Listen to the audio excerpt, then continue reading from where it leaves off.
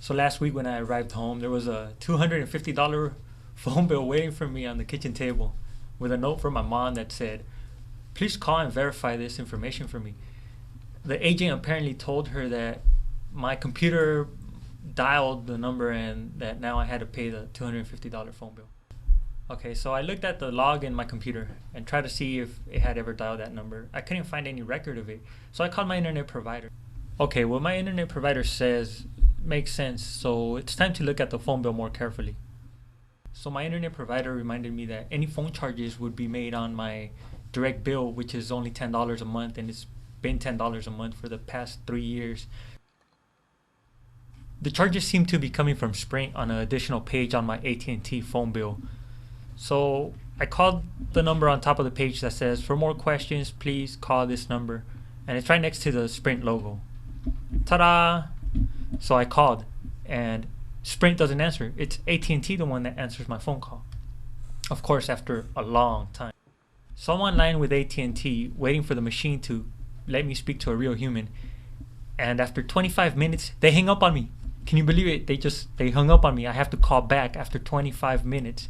That reminds me of the 20/80 rule they teach in business.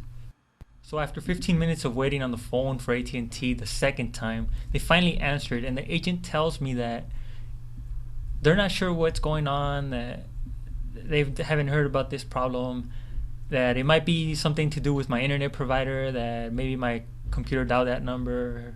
That's when I told the agent that I checked my log on my computer.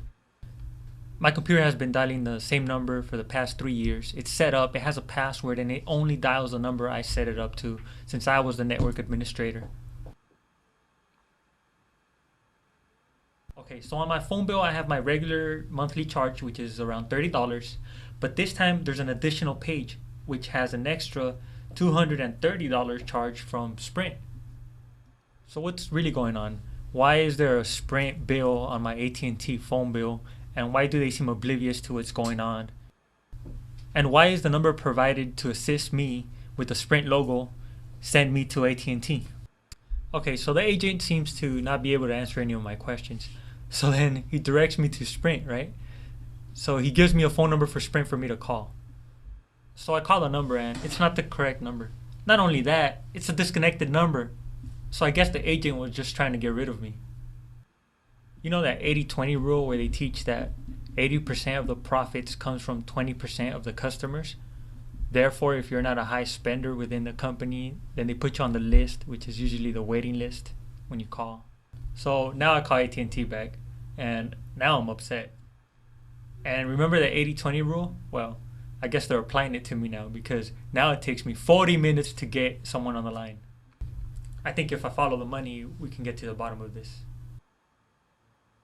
So I told the agent that I felt that this was a big scam and that they had some kind of allegiance with Sprint. So the agent tells me that in order to get rid of the charge, I have to contact Sprint at least once, try to work it out, and if they refuse, then AT&T would then go ahead and make an adjustment and send them back their bill and take it off my bill.